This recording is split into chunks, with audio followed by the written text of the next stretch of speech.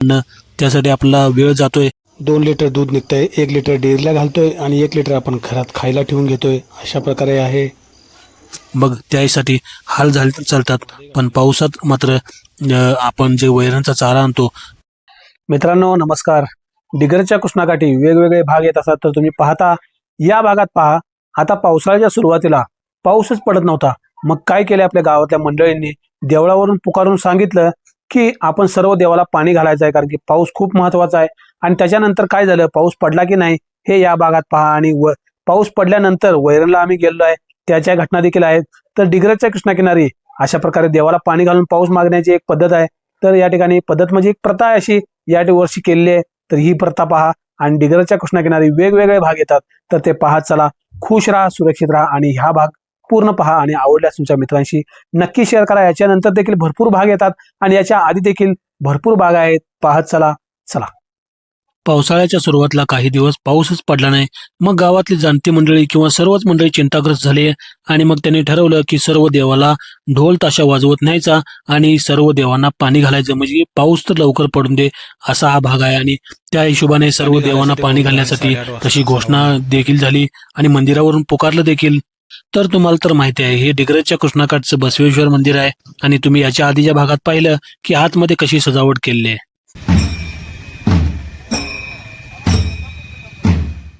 तर पाऊस पडावा म्हणून ह्या स्त्रिया ज्या आहेत ते डोक्यावर कळशी घेऊन जात आहेत, पुढे ढोल वाजत जात आहे आणि गावातल्या सर्व देवांना पाणी घालायचं काम चालू आहे. का तर पाऊस पडून दे म्हणून. आणि पावसाची प्रतीक्षा ही सर्वांनाच लागलेली आहे.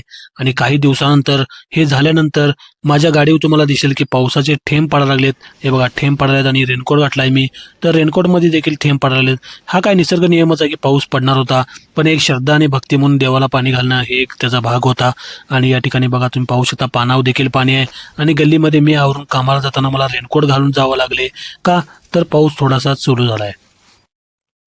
आणि या ठिकाणी आता मीच आणि भाऊ चाललोय शेतामध्ये वैरण काढला. तुम्हाला रस्त्याच्या बाजूला दिसेल की पाणी साठलेलं आहे. याचा अर्थ पाऊस नुकताच चालू झालेला आहे आणि देवाची कृपा म्हणा किंवा निसर्गाची किमया म्हणा की पाऊस तर सुरू झालाय. आणि गाडीवरून जाताना शेतामध्ये बाजूच्या दिसेल तुम्हाला की पाणी कसं साठलंय आणि हळद पीक आलेलं दिसेल तुम्हाला. भाऊ पुढे गाडी आणतोय आणि मी मागे बसलेलो आहे. तर या ठिकाणी आम्ही दोघे चाललोय वैरणला. आणि वैरणला गेल्यानंतर या ठिकाणी तुम्हाला दिसेल मामाच्या शेतामध्ये, ज्यावेळी मी तुम्हाला दाखवतो की बरेच भाग त्यामध्ये मी मामाची शेती दाखवत असतो की डिग्रजच्या कृष्णाकिनारी आपली काही शेती नाहीये, पण मामाची शेती. आणि मामाच्या शेतीमध्ये आपण काहीतरी वैरण लाव किंवा जनावरांना चारा लाव अशा टाईपचं काहीतरी करत असतोय. आणि मामा देखील आपल्याला लावा म्हणतोय. या ठिकाणी मुलं बघा प्रॅक्टिससाठी आलेत, भरतीसाठी. त्यांना पाहिलं आणि भाऊ आणि मी शेतामध्ये चाललो. आता जाताना शेतामध्ये एक दोडक्याचा वेल आलेला आहे. दोडक्याचा म्हणण्यापेक्षा दुधी भोपळ्याचा वेल आहे. आणि आता पाऊस थोडासा पडायला म्हटल्यावर शेतामध्ये जाताना चप्पल न घालून गेलंच बरं, कारण की चप्पलाला चिखल लागतो. आणि इथे आम्हाला दिसलं की एक दुधी भोपळ्याचा वेल देखील दिसलाय. मग दुधी भोपळ्याचा वेल दिसल्यावर मग आता दुधी भोपळ्याचा वेल दिसला म्हणजे आपण काय करायचं, भोपळा आहे का त्याला चेक तर करायचा, कारण की आपण वैरण करता करता ते तर करू शकतो की आपला भोपळाची एक जोडणी झाली म्हणजे एखाद्या भाजीची जोडणी होते. मग इथे पाहिलं मी दुधी भोपळा दिसतोय मला. आता जाऊन पाहतो हा कठीण आहे का मऊ आहे. कठीण आहे.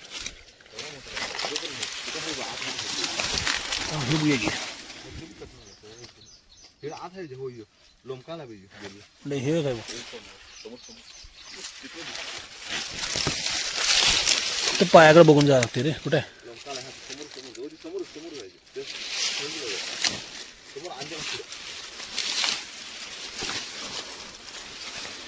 एवढा बरं का.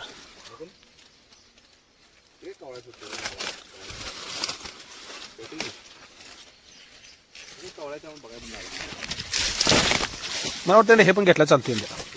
हो, हे पण घेतला चालतोय, कारण कवळा हे पण. अरे कुजला ह्यो. चला. दुधी भोपळ्या चेक करायची पद्धतच आहे की नख घालून चेक करायला लागते. त्यात नख टोचला, नख समजा हात गेला की समजायचा कवळा आहे. नख जर हात जात नसेल सहजपणे तर समजायचं तो कठीण आहे. आणि या ठिकाणी बघा दुधी भोपळा आता सापडल्या, तेवढी आपला भाजीची जोडणी झाली आहे. आणि भाऊ आमचा वैरण काढत आहे.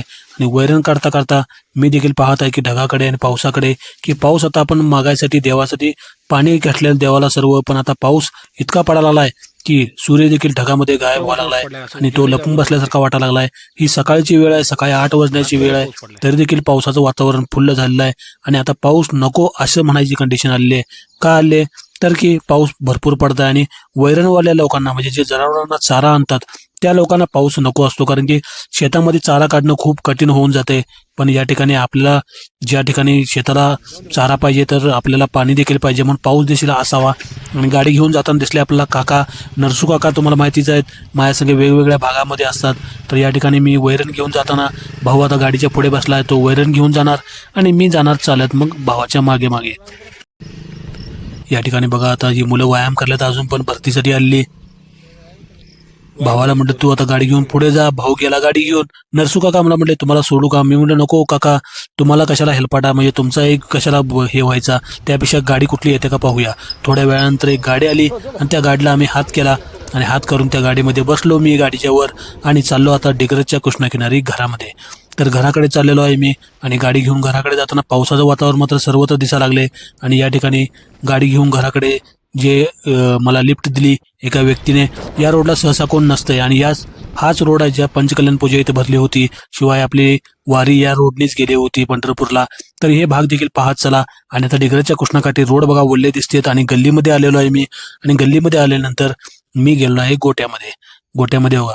आणि पायाला मी चप्पल किंवा घाललंच नाही, कारण की चिखल असतो, चिखल लागण्यापेक्षा आणि रस्त्यात एका ठिकाणी साठलेल्या पाण्यामध्ये पाय वगैरे थोडेसे बुडवले का तर तिथेच पाय धुवायचं.